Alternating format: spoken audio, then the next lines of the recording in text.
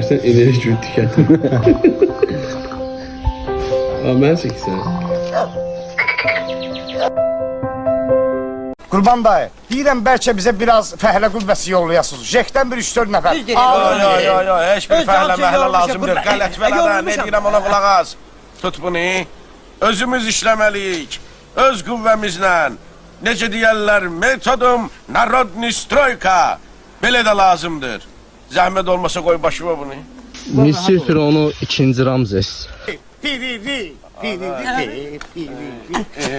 Piririf.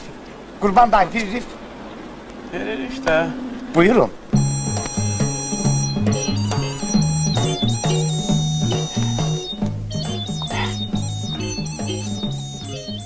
Sən bir işə bax. Məni hələ belə cibilə salan olmamışdı.